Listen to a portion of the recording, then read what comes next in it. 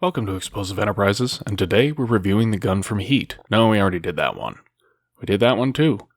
There isn't a gas blowback one of that yet. There we go, the Needler.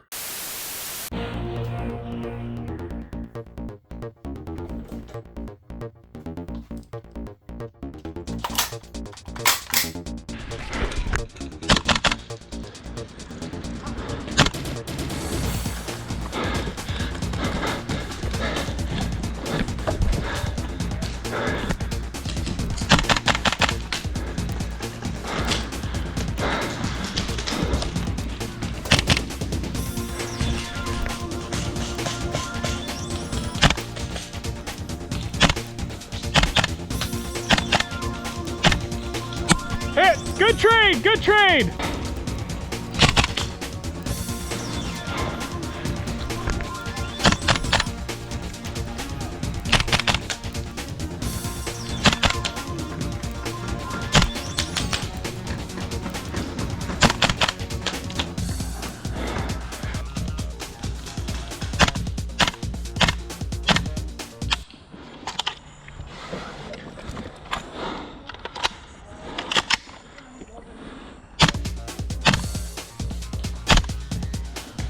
Got him!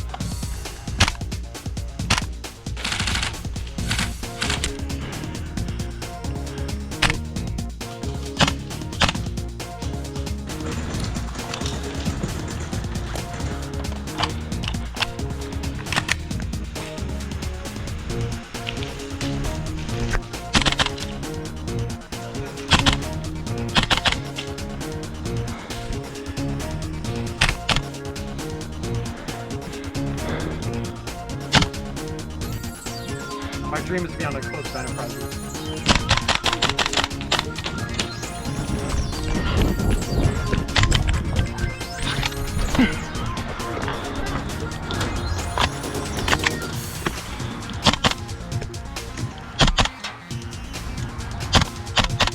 Hit!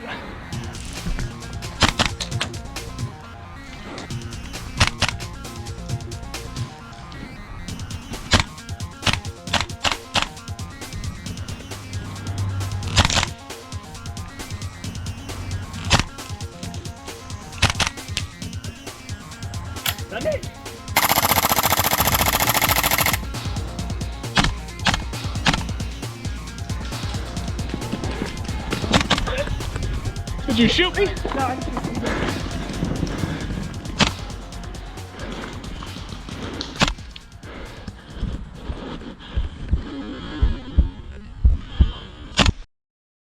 Boss, you killed a child. Amazing. Mission complete. That right there is why you're the best, boss.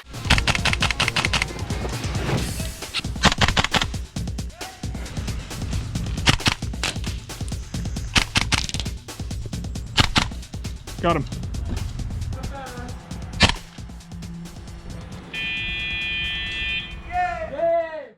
Well, the FNC is not a particularly well-known rifle, and while various airsoft companies have made AEG versions of it over the years, VFC's is the first gas blowback model.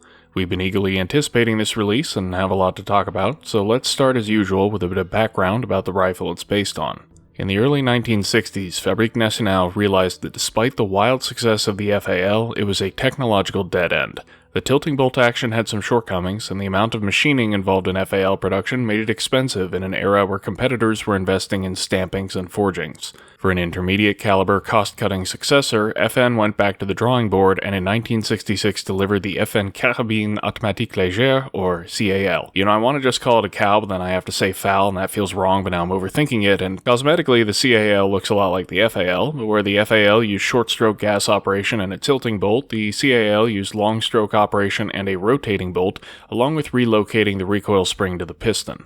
It was also designed around the use of lots of castings and some stampings rather than more expensive machine parts. But while some CAL rifles were sold and it was considered for adoption by the French military, it was still considered too expensive as well as too difficult to maintain and never saw the major contracts FN was hoping for.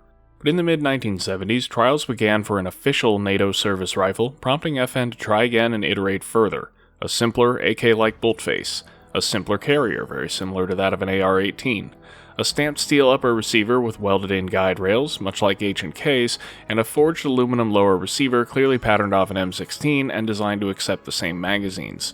On top of these major changes, the new rifle incorporated a bunch of smaller modifications for the sake of better ergonomics and simplified construction and maintenance. The new rifle was simply named the Fabrique Nationale Carabine, or FNC, and while it's often referred to in literature as a Western AK, I think that's unfair and reductive to the point of being wrong. The FNC is more like a greatest hits of 20th century gun design, combining elements of many commercially successful guns along with a few novel innovations, all brought together into a cohesive package. Unfortunately for FN, the NATO trial resulted in standardized ammunition but no standardized NATO service rifle, and most NATO states had already adopted their own indigenous rifles.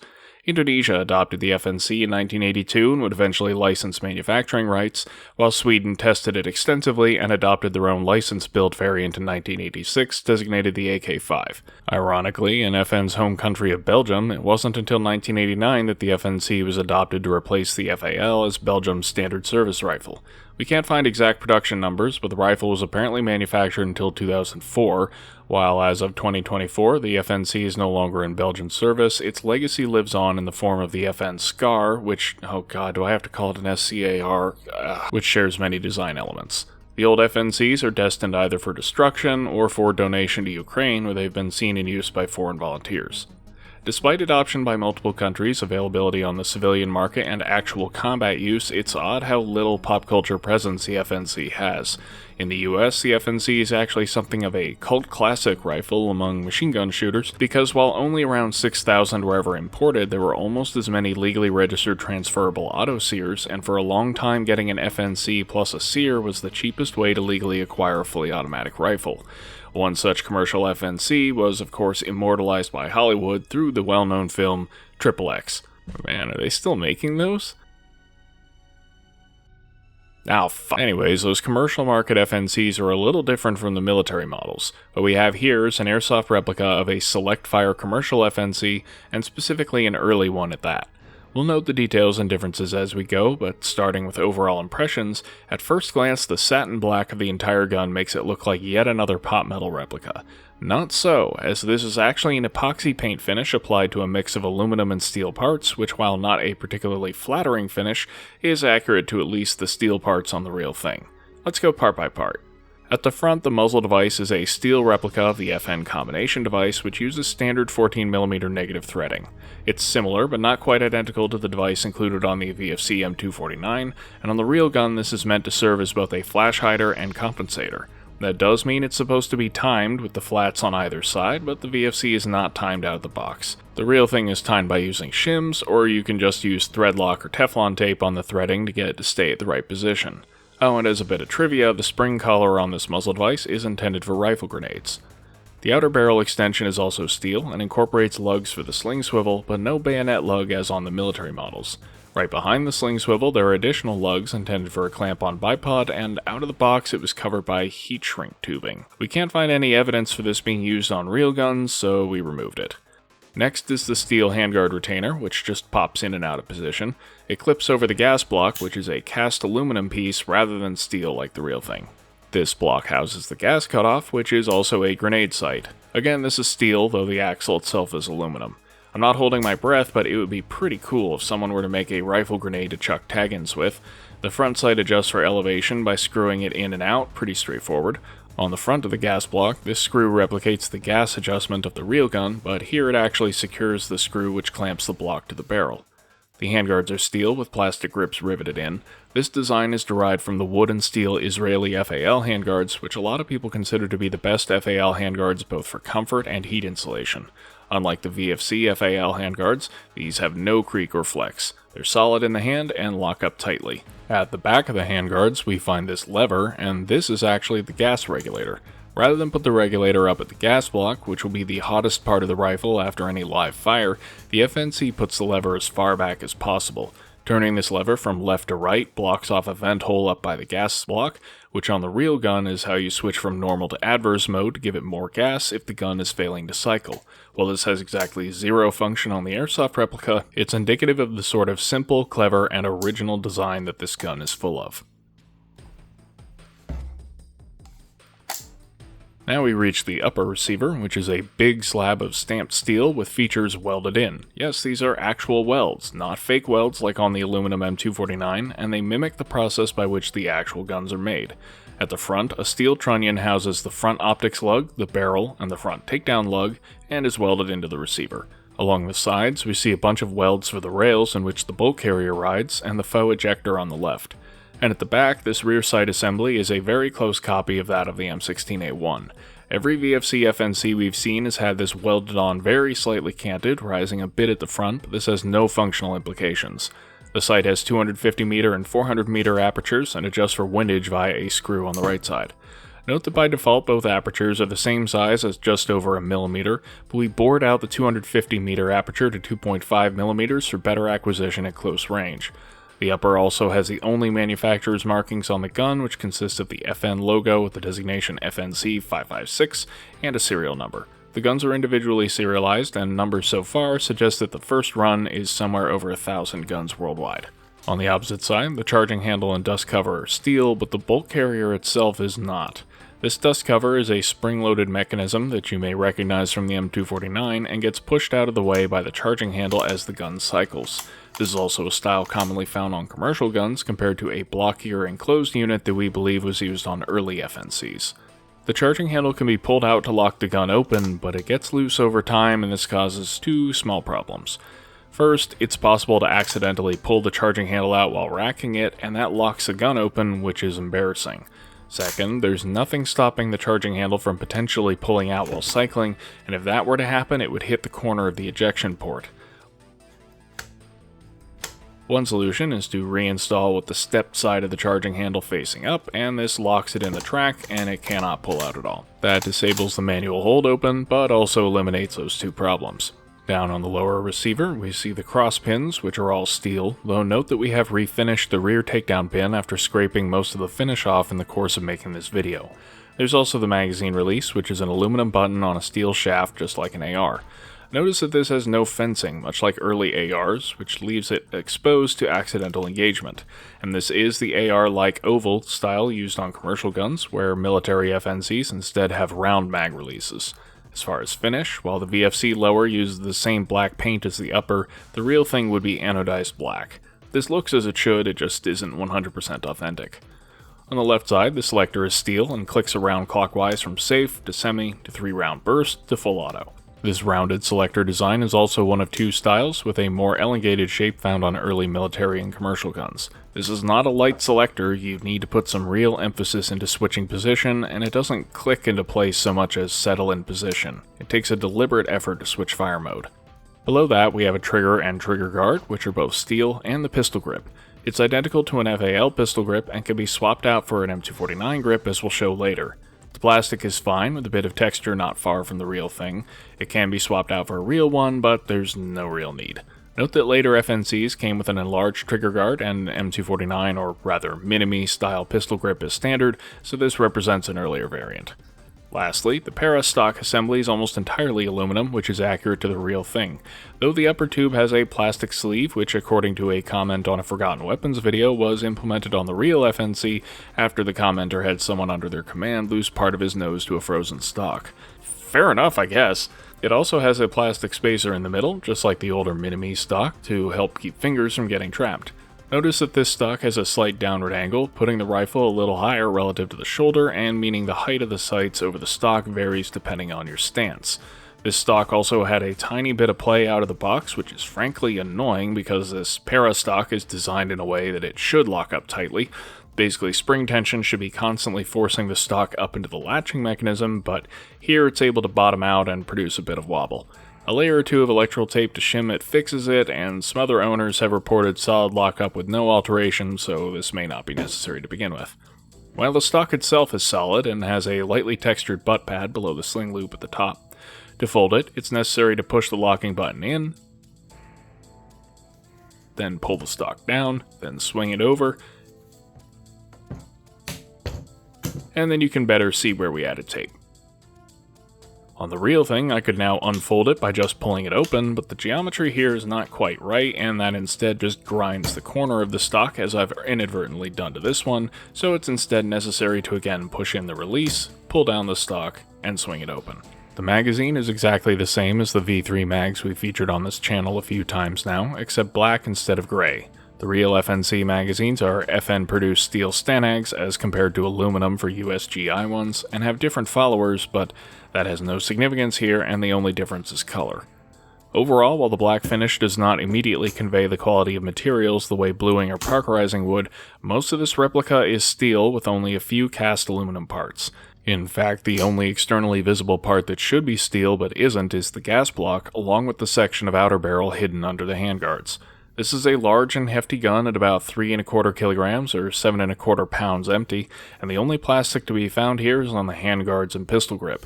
It's solid. With the stock shimmed, there's no wobble or play anywhere on the gun. VFC furniture is often disappointing, but here the minimal use of plastic really helps. I'm still bothered by the weird dimensions of the VFC AR magazines, but I guess with a less familiar rifle, it's less noticeable. Before moving on to disassembly, I want to talk about replicating that paint finish, mostly because I can't think of anywhere better in the script to put it. We used Rust-Oleum engine enamel for the rear takedown pin, then baked it in a toaster oven at 250 Fahrenheit or 120 Celsius for an hour to cure. This produces a very tough finish, but it comes out as a high gloss, so then we applied a few thin coats of matte varnish to dull it out. Then just oiling the part gets it to a satin sheen that matches the gun pretty well. I'm explaining this process because in the event that the gun sustains severe scratches or other unsightly wear, the fact that it is a paint finish makes it possible to refinish at home and get good results. Anyways, the field strip, I start by pushing out the rear takedown pin just like an AR. Unlike on an AR, the pins don't have a flared end you can pull on, so using a tool is necessary if this is particularly tight. On this particular gun, the rear pin was very tight out of the box, and as mentioned before, we refinished it after having scraped off most of the finish using tools to punch it out dozens of times. The other two guns in our sample group are much easier to take apart. Once the receivers are separated, I can pull back the bolt via the charging handle. On this example, the bolt gets tight at the rear of the receiver due to stamping tolerances, and again this is not the case on the other two guns we have. At the rear of the track, pulling the dust cover up allows me to remove the charging handle entirely, and then the bolt comes out. I should stress now that it's important not to pull on the recoil assembly during this process, which I'll explain soon. In any case, I can turn it 90 degrees to extract it from the bolt carrier and set it aside. That's basic field stripping, but I can perform a more complete disassembly by punching out the front pin to separate the receiver halves.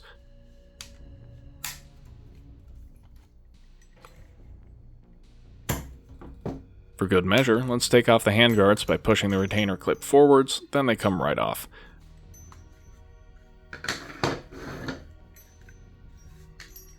And the stock comes off by folding it over, then just unscrewing the giant screw on the back.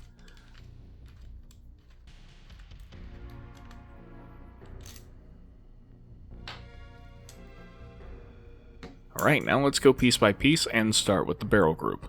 First, the barrel extension comes off by unscrewing from the outer barrel, but it's glued in place. So I'll put one wrench on the flats of the outer barrel and a second on the flash hider, and unscrewing removes the extension. It's very important here to support the outer barrel with a second wrench because out of the box this connection is very tight, and just turning the flash hider while holding the gun may drag the outer barrel through a securing screw which will destroy its threading. Now that the extension is removed, it's time to remove the gas block. First, removing the front sight reveals that it's kept from self-adjusting by an O-ring, and while the O-ring has broken, it still does that job fine. I now have access to the main securing screw, but before the securing screw can be turned, it's necessary to loosen the secondary securing screw that secures the securing screw.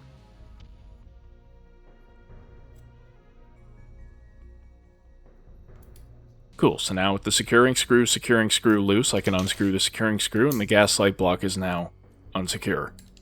I can punch out the cross pin, which is very difficult the first time, and the gas block and gas tube come off the front. On reassembly, note that it's necessary to really crank down on the securing screw to keep the gas block from turning when applying pressure to the handguards, but we suggest doing this after reinstalling the extension just to minimize any risk of distorting the barrel. Down to just the barrel. There's another securing screw here, which is drilled in at an angle. Then using a wrench on the flats takes off the outer barrel. Well, it would if I hadn't applied an excessive amount of torque the last time I did this, because it's best if that outer barrel goes on as tightly as possible. 3 hours later. Alright, as the barrel comes out, it pulls with it exactly the same hop chamber setup as the FAL. Yep. So unscrewing yet another securing screw frees the hop adjustment, and then unscrewing that then frees the hop tension collar and feed ramp, which is similar but not quite identical to the FAL's. This is an enclosed design that wraps around the feed lips and makes misfeeds basically impossible. Going back to the hop chamber, this uses VFC's now standard soft blue bucking and a black-coated aluminum inner barrel 360mm long. Ordinarily I would replace these immediately, but, well, hold that thought. Just note that these are standard GBB spec, and it can accept a barrel up to 460mm or so, if you can stand to go through all the crap required to get to this point. On reassembly, we suggest fully tightening the hop adjustment screw, then back it out one full turn, then insert the securing screw. Adjust tension on the securing screw until it takes some force to adjust the hop, but isn't excessively tight. Also note that there is an O-ring that gets sandwiched between the gas block and barrel extension, and this stabilizes the inner barrel. On to the bulk carrier, which consists of 275 grams of reciprocating mass. It's almost all aluminum, including the lightweight piston threaded into the carrier in the same manner as an AK. This setup has some fun little realism details, like the usual mock locking lugs, which are very AK-like, but also a molded-in faux cam track on the side. Removing the nozzle starts with pulling the nozzle into the carrier with one hand while unscrewing with the other, which frees the steel insert that absorbs impact from the hammer. Notice how the nozzle return spring plug fits flush with the carrier, making it easy to tell if it's fully seated. Now I can unscrew the cross screw holding the nozzle stop, and then the nozzle comes out the front. This design is very similar to the VFC FAL, with two cross pins holding the internals. On the back, it uses a ported piston design with an O-ring measuring 19mm outer diameter and 15mm inner diameter, and the O-ring on the end of the return spring plug measures 7mm outer and 5mm inner. Straightforward enough.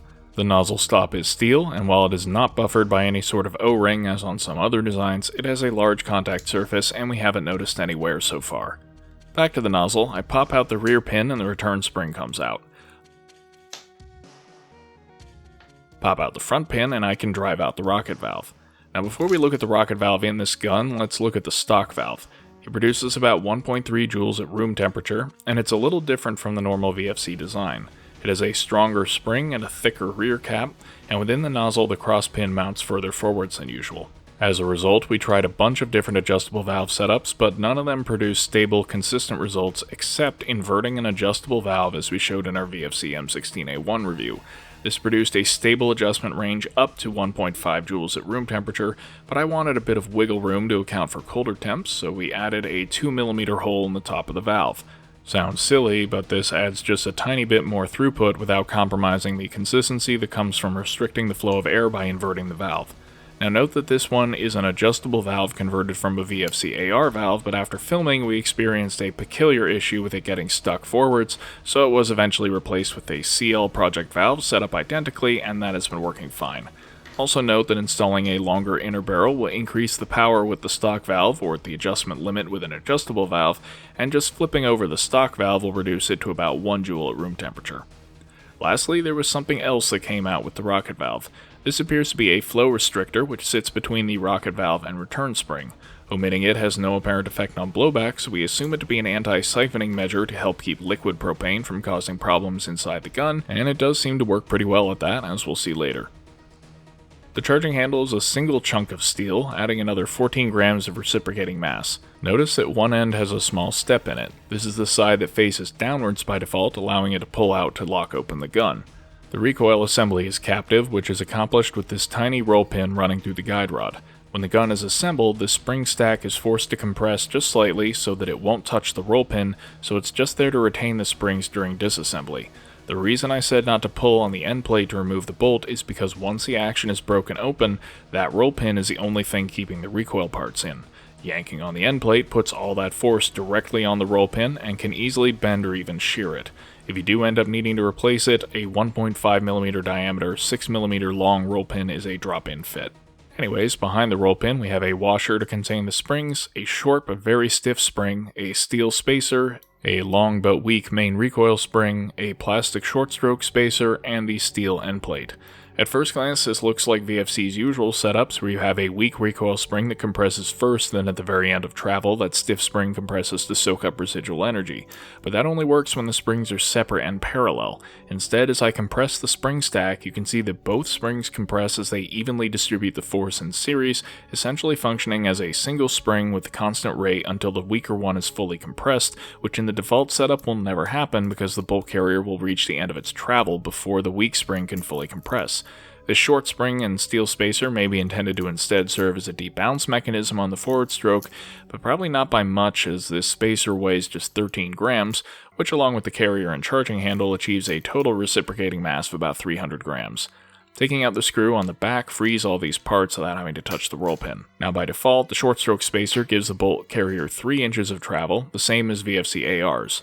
This spacer can be removed to increase the travel length without affecting spring tension, and we'll explore that when we get to shooting, but now the carrier can travel far enough to fully compress the mainspring. Once that happens, then all the energy is being absorbed by that smaller spring, and then it does start to serve as a spring buffer and somewhat offset the rate of fire loss from the increased travel. Lastly, note that out of the box, the head of this screw protruded just a bit past the end plate, which allowed it to contact the lower during recoil and apply all the recoil force to a small area. This did not appear to cause any problems, but filing down the head of the screw just a hair solved it without relying on the material to peen out of the way. Down in the trigger group, this is an interesting mix of AR and FAL design plus some novel elements. First, rotating the selector to the vertical position frees it entirely. Now I can rotate the lock plate up and remove it, which also incorporates the burst mechanism. The hammer and trigger pins are now unlocked and can also be removed.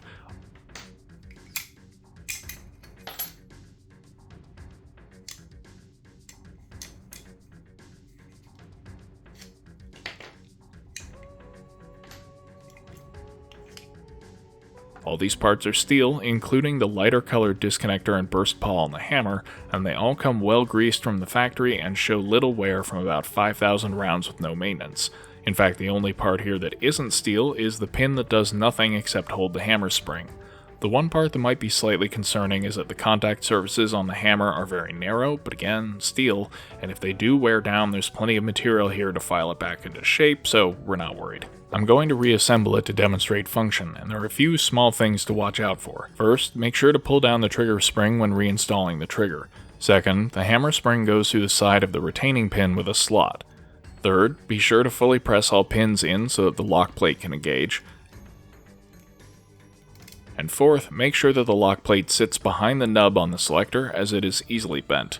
Pretty straightforward, no spring-loaded detents, no three-handed reassembly, no tapping pins past retaining springs. This is a very easy system to work on. So on semi-auto, the carrier trips the auto sear, then pulling the trigger releases the hammer, and when reset, it's grabbed by the disconnector attached to the trigger. Let go of the trigger and it drops off the disconnector onto the trigger sear just like an AR. On full auto, the disconnector is cammed out of the way and the hammer drops every time the auto sear is tripped. Note that the auto sear is always active like an FAL or AK rather than only active in the auto mode like an AR, and that means that this gun will not gas out if it does experience a malfunction on semi. Simple, effective, and good materials here. The burst mechanism is where this gets interesting because this just might be the cleanest implementation of a burst fire system I've seen. It's almost entirely contained in the lock plate and consists of this spring-loaded cam assembly plus an extra pawl in the hammer. On the front of the cam it has a series of hooks that are pulled up by the hammer pawl as the hammer falls, and on the back it has a series of hooks that catch the disconnector and turn. So each time the hammer drops, the hammer pawl pushes up on the front of the burst cam to advance it, and as the hammer resets, the disconnector keeps the burst cam from resetting. The burst cam keeps the disconnector back until 3 shots have been fired, at which point the disconnector is no longer blocked by the cam and comes forward enough to grab the hammer and end the burst. At any point, if the trigger is released, the burst cam resets to allow a full 3-round burst, and when the selector is set to any position other than burst, this cam system is pushed out of the way and does not engage at all. This is a great system, but note that it may not advance properly when manually testing like this, so if it looks like there are issues, verify with live fire first. Now let's talk about that stop on empty system, because there's a lot more nuance here than we first thought. This lever seems pretty similar to an AR, but rather than get in the way of the bolt carrier, it instead cams the valve knocker upwards. This doesn't cause it to miss the valve, instead it causes the rear of the valve knocker to drop into a groove in the hammer, so that when the trigger is pulled, the hammer drops, but nothing happens. Seems simple on the face of it. Let's look at the whole process on a V2 mag. When the mag runs empty, the follower pops up, and this triggers the stop on empty mechanism. But as the carrier comes forwards again, the nozzle pushes down the follower on the magazine, and the stop on empty lever drops, so it will keep shooting even though there are no more BBs. Well, on a V3 AR mag, there's a small tab on the plastic lever, and this is what keeps it from dropping, so it keeps the mechanism engaged even when the follower gets pushed back down, and then the gun will go click when the trigger is pulled. The problem is that depending on tolerancing, this little nub on the lever may not provide sufficient tension. We found a viable quick fix is to unscrew the top 2 screws on the mag a few turns, then push the plastic cap of the mag firmly forwards, then screw it back down, and on the couple of our mags that failed to stop on empty, this solved it. But if that doesn't work, it may be necessary to replace the lever, or to do something like use a soldering iron to distort the cap surface forwards to provide more tension. It hasn't happened yet, but it seems a possibility. Another note is that because of how this system works, if a loaded mag is inserted into the mag well with the lever still up, it will fail to reset and the gun will just go click. It's necessary to push the lever down after filling with BBs to ensure proper functionality. Weird, right? Well, this is one area where Airsoft design can be substantially more complex than the real thing, but the execution here does seem to work well. I just need to keep reminding myself to push down that lever before re-indexing a mag or have an embarrassing moment when I go to shoot. By the way, if you're curious about PMAG compatibility, while we don't have any on hand to test, online it seems someone has gotten them to work by just removing 2 of the ribs on the front of the mag. You know, I heard Marilyn Manson had 2 ribs removed so he could So this stock hinge is not quite the same as the FAL para stock hinge, which means stocks do not interchange between FALs and FNCs. Most FNCs are actually made with the folding stock though, because it's a good enough design that it avoids the usual problems with folding stocks and renders the fixed stock largely unnecessary. If the locking mechanism does need to be disassembled, it can be removed by knocking out this roll pin, but I'm going to leave it alone. As for the magazine, it's exactly the same as VFC AR mags internally, so refer to our video on the VFC V3 system for details there. Short summary, it's a 360 gram magazine that holds 33 BBs and up to 20 to 22 grams of gas. It's durable, it seals up very well, and it's very easy to work on. Looks weird, but functionally great. That said, in the course of filming this review, we had the gas router suddenly lose a chunk and dramatically compromise the seal. This has been an issue with some other VFCs, so we examined the nozzle, but it doesn't offer any clues.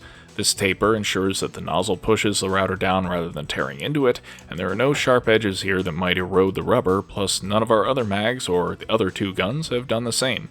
We don't have any idea as to what caused it, but we do know that this happened on a day where the magazine was getting as hot as 100 Fahrenheit or 38 Celsius, we were experimenting with wildly overfilled magazines, and the gun was experiencing some cycling issues due to the aforementioned bad rocket valve. So at the moment we're inclined to call this a fluke, but if it does recur, then we'll try to more concretely establish a root cause and a fix, and we'll update the pinned comment below. Before fully reassembling, there are a few details about the recoil system I want to point out. First, this carrier just glides in the upper. It is smooth, very low friction, even with the carrier having to push past the dust cover. As well, the carrier has very narrow contact with the hammer, which minimizes friction. So there's not a lot of resistance to the carrier moving, which will help with efficiency, plus all the contact points are steel, which will polish with use. The small contact surface between the hammer and carrier could be a wear concern, but both the hammer and carrier insert are steel, and the hammer gets pushed down far enough that it would take a tremendous amount of wear for it to stop resetting. Overall, the internals here are very good. I do have a few complaints about the general annoyance of taking apart the barrel assembly, the loose charging handle, and the system of indexing the gas block with just friction from a grub screw. But these are minor complaints, and otherwise the design is excellent and the materials are steel everywhere it counts. It is a full steel fire control group that's easy to work on for maintenance, and a simple bolt carrier that readily accepts an adjustable valve. And maybe you caught that I never had to fight thread lock or pop out E-clips to work on the carrier or fire control. The only part that does give me pause here is the stop on empty system. It's executed probably as well as it could be, but it still relies on a magazine design that just wasn't meant for this. The mags themselves are great, and all of ours do stop on empty with nothing more than just the tweak we showed earlier, but we just don't know if the system will hold up long term without needing periodic replacement parts. And again, be aware that older V2 mags will not stop on empty at all, but parts to convert V2s to V3s are at least available and cheap. Now for controls and operation. Magazine insertion is just like an AR, the charging handle is not. Okay, so just rack the charging handle to load a round, and unlike an AK, this can be done with the gun on safe. The selector, as mentioned before, takes some effort to actuate and clicks from safe to semi to 3-round burst to auto. It takes a bit of reaching, even for someone with large hands, and a significant amount of force, so this isn't the sort of gun to flick onto safe anytime you aren't shooting. The trigger has a significant take-up, then a short but sloppy break at 5 pounds. That's neither great nor awful, but it also has a very short tactile reset, making it surprisingly easy to rapid fire on semi. When empty, the gun just goes click, the hammer drops, and the action must be cycled before it can fire again. Let's load it up and shoot.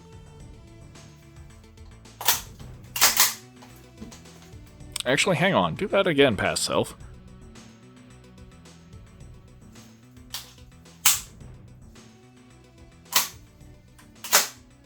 I'm not sure how well this will come across in the video, but to my ear, the combination of the charging handle coming back, the dust cover clacking out of the way, the hammer cocking, and the nozzle disengaging give it that nicely layered sound I associate with real rotating bolt rifles and which Airsoft replicas typically lack.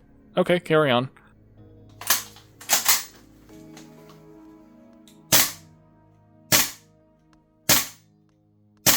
I like this. It's not the heaviest blowback impulse I've felt, but it's crisp and snappy with a nice, sharp report.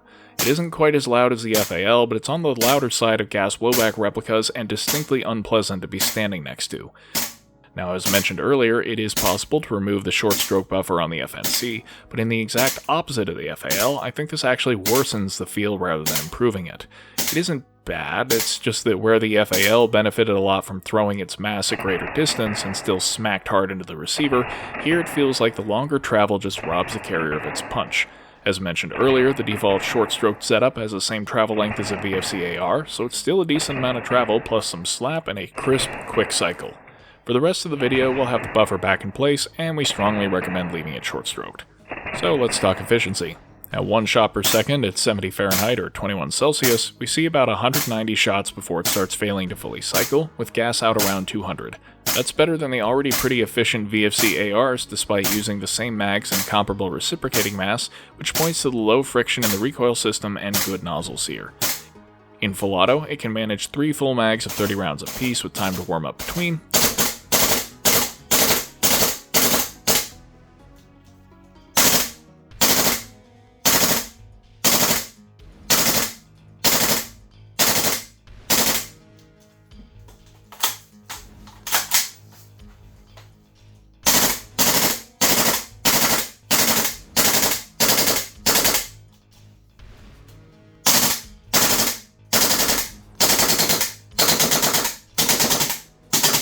Then runs out of gas on the 4th. Burst is exactly the same, it's just of dubious utility since of course this is Airsoft.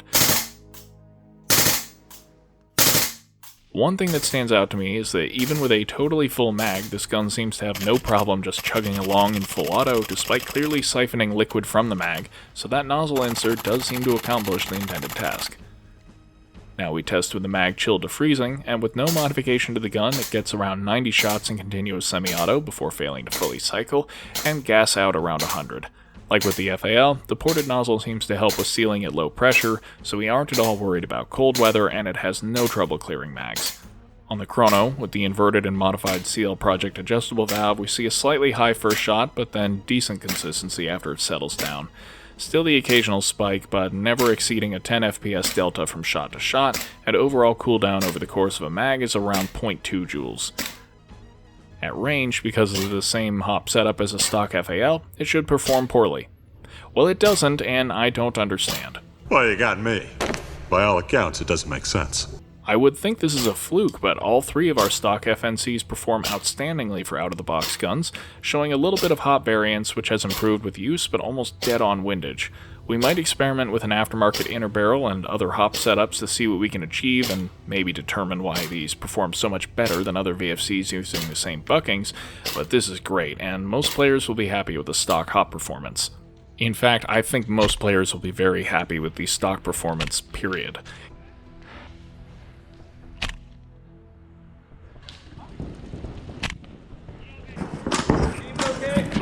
I might have gotten lucky there, I don't know. In our prior reviews, even the guns we've really liked have needed tweaks to prevent internal damage or for optimal hot performance, but I feel comfortable in saying that this gun is actually fine just as it comes. The most work it might need is swapping in an adjustable valve if you need that functionality, but otherwise all the gameplay footage in this video is with an essentially completely stock FNC.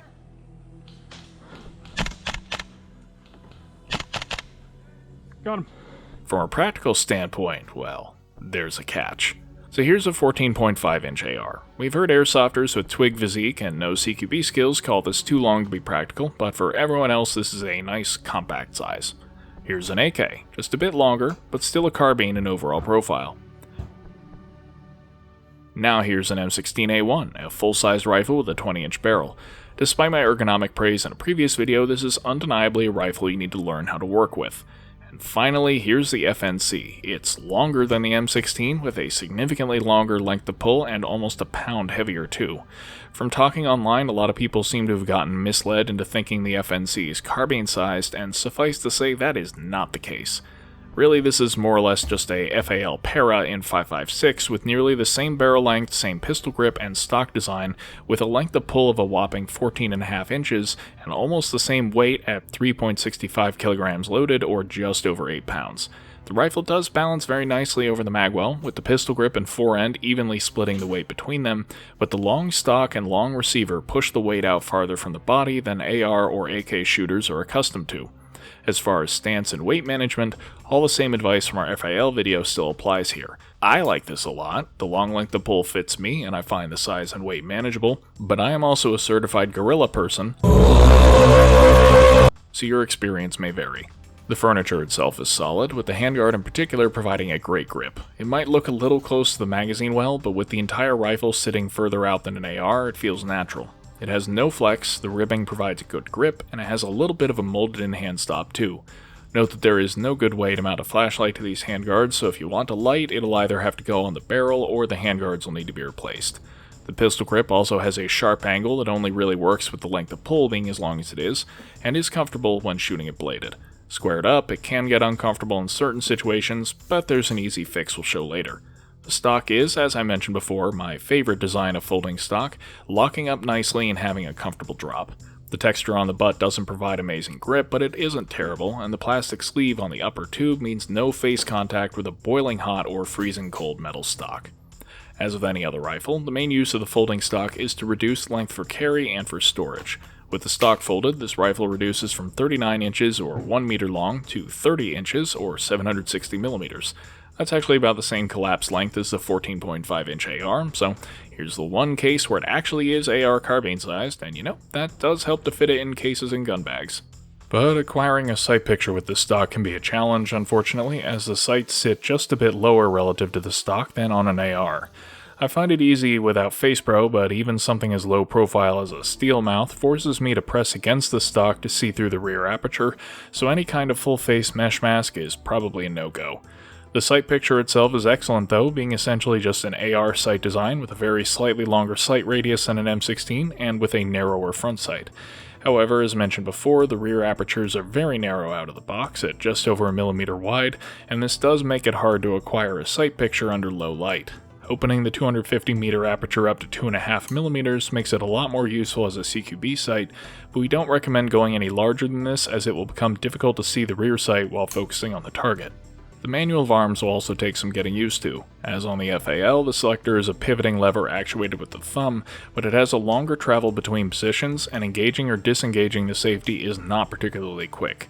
Swinging it all the way around to put it on burst or full auto requires breaking the grip, so that requires a deliberate decision before firing. Burst is, as always, not particularly useful, and we do notice that sometimes the first burst after it's set to burst will fire 4 shots rather than 3. We think this has to do with the timing of the hammer reset relative to the auto sear, but it has no significant implications otherwise. The lack of stop on empty shows up on a few Cold War rifles, but is definitely atypical. It's worth noting that while the enclosed feed ramp makes misfeeds nearly impossible, it also means there is no easy way to chamber check, so if you remove the magazine and it's empty, maybe there's still a BB in the chamber, but maybe there isn't. The easy solution is to just get in the habit of racking the charging handle on a reload, and if it was loaded, the extra BB will just fall out the barrel. As one further wrinkle, if there is a BB in the chamber, but you insert an empty mag, it won't shoot, so if you drop the mag and it's empty, you must reload even if you still had a shot remaining.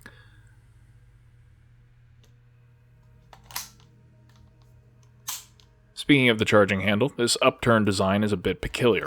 It makes it a bit easier to grab over the top of the gun, but that becomes harder with any optics in place. Personally, I find it generally easier to turn the rifle sideways and tuck it under my armpit while getting a new mag, insert the mag, and then go under the gun to charge it. If you're shooting left-handed, this becomes a non-issue, but then you run into a new problem, the magazine release. With no protection for the button, it is very easy to press it against a piece of gear and inadvertently drop the magazine. If I were to carry with the rifle slung, I would make a point to fold the stock just to help provide a bit of extra insurance. And as for slings, the front swivel rotates freely, while the rear of the sling can be attached either to the receiver or to the stock.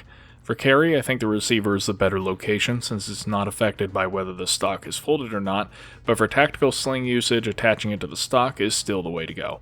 It's a good idea to keep the sling fairly tight, as the front swivel will otherwise allow the sling to swing around and wrap over the front sight. Oh, and so far I haven't mentioned hop adjustment. This works just like the FAL, except here instead of a special tool or flathead screwdriver, it just uses a normal hex key which is included with the gun. The front takedown pin actually has a hole in the middle, so the hex key can pass right through to adjust the hop up. It can take a bit of wiggling to get it aligned and a bit of force to get it to insert, but then it's clockwise for more hop and counterclockwise for less. Needing a tool is less ideal than adjustment directly on the gun, but not needing to take anything apart makes it a piece of cake to adjust in the field, and I like this setup. That's it for ergonomics, really. I find it a fascinating contrast between how well the gun shoots versus how awkward and in some ways archaic the gun handles. Really, the litmus test is how much you like battle rifles. If you prefer more lightweight compact carbines, the out-of-the-box FNC is not going to be the gun for you. Which leads into Aftermarket, so let's go over real steel compatibility. You're too poor for it. You're too poor for it? Where the hell did that come from? Oh right, the voices said it would be funny. No, seriously, it's unfortunate, but when only a few thousand such rifles were ever imported to the US and they now command $6,000 and up, prices on spare parts are prohibitively expensive, so we don't have any real parts to test compatibility with for you guys. Oh, except FAL grips, I guess. Those are drop-in, including the M249 or Minimi grips to match later FNCs, and this gives a more vertical grip profile with no modification required. There's also some limited real steel aftermarket available, most notably the Stormworks optic mount. This slots into the front trunnion and then clamps onto the rear sight, and provides a rigid surface for mounting optics. The only modification we made to this Stormworks mount was removing a bit of material from the rear of the mount to get it a bit closer to parallel with the receiver, as the slightly canted rear sight caused the rail to lift up at the rear. I enjoy the look with a tubular aim point like this old 5000, but more modern red dots will work fine too and give a slightly raised but not neck weld height, feeling pretty similar to a 1.93 inch riser on an AR. Absolute co-witness optics like EOTech's do feel very tall on this though, comparable to AR carry handle optic height. Now VFC also released this gun along with a number of modernization parts, so they also offer an optics mount to compare against. This is an original design, not based on any military or commercial product, and as you can see it's a lower profile than the Stormworks mount. In theory that might make it less durable, but for airsoft use we're honestly not sure how much that matters.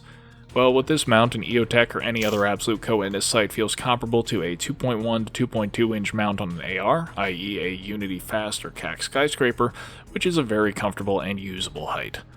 Next, VFC also makes a carbine kit. This is a replacement short barrel extension and flash hider that take about 4 inches off the length of the rifle, plus a replacement steel gas block that omits the gas cutoff since the carbine barrel is too short for rifle grenades. This full setup will replicate the carbine model produced by FN. Note that this is not the FNC seen in Heat, as that gun was made by chopping down a full-length rifle, so it still has the gas cutoff and has a slightly different barrel profile. Still, carbine barrel with rifle gas block and an A2 flash hider gets pretty close. VFC also currently makes an M-LOK handguard and a rail adapter for the stock, and Honestly, I'm torn. As much as I might be a retro purist, I respect that these parts are clean, lightweight, and address actual weaknesses of the gun, rather than just making the gun heavier for the sake of tactical aesthetic. The M-LOK handguard is a lightweight means of providing an extended grip surface and an easy way to mount a light, while replacing the stock allows for a shorter length of pull while retaining the folding mechanism if an appropriate stock is chosen. The problem is, if you're trying to build a practical optimized fighting rifle, you can throw a lot of money at the FNC and the end result is just a worse AR. It's still going to lack a stop-on empty or bolt release, and it's still going to be long and heavy even with a carbine kit. My gut feeling is that if you don't like this pig for what it is, you probably won't like it with lipstick either, but if you truly want a modernized FNC, these are well-designed parts. For those who want maximum realism, it looks like DNA makes a steel barrel along with a steel gas block, but annoyingly it's a one-piece barrel, so is not compatible with the VFC carbine kit. Internally, I think the biggest opportunity for Aftermarket is just for heavier pistons to increase the recoil. This gun clearly has the efficiency to handle it, so more reciprocating mass could make full stroke feel less weak without getting as sluggish as the FAL. Otherwise, there is not a lot to do to this gun. Buy it, install an adjustable valve if you need it, and it's good to go. So let's summarize. This is a solidly built replica with almost as much steel as its real counterpart, though it's somewhat concealed by realistic but not especially amazing looking paint. Internally, it's for the most part fairly simple to take apart, though the barrel group is annoying, but the nozzle is easy to access and the fire control group is fully steel. In performance, it is exceptionally efficient, able to run just fine even at low temperature, and surprisingly accurate out of the box with a snappy cycle, crisp recoil impulse, and distinctive sound. The biggest downsides mostly have to do with the fact that it's an FNC, with the accompanying weight, length of pull, and overall length, but those can be rectified to some degree with aftermarket parts.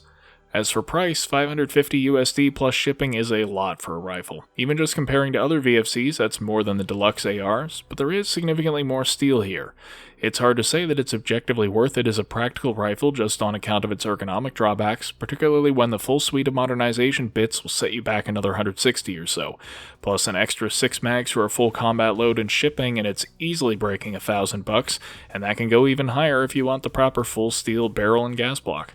But the basic gun does compare favorably to other options for Cold War rifles, and there's a lot to be said for a gun that looks great, feels great, and performs great. So whether it's worth it will come down to whether you feel these style points of not just another AR are worth the ergonomic drawbacks, plus the direct magazine compatibility with VFC ARs makes it a little easier if you're already invested in that ecosystem. You know, every other VFC product we've reviewed has had issues that need to be rectified, or in some cases like the M249 are so half-baked out of the box that their value lies in their potential rather than the product you actually receive. The FNC isn't like that, and while it isn't flawless, its quirks are minor and the gun can be safely and very effectively used with no modification. On that basis, it's not only looking like the best VFC product we've reviewed, but one of the best gas rifles we've seen altogether. That is, of course, a very preliminary assessment, and we're reluctant to make any definitive statements given how some issues with the FAL only surfaced over time, which we'll be covering in an FAL follow-up along with how the FNC stacks up against it. But I do feel confident in this gun. It's well built and simple where it needs to be, and I could easily see it becoming my new go-to rifle. That's all for today, so if you'd like to support our channel, consider checking out our merch store linked in the description. And as always, thanks for watching.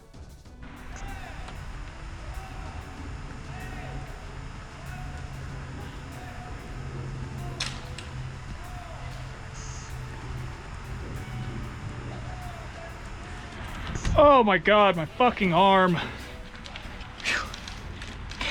Good shit, man. We never died. No,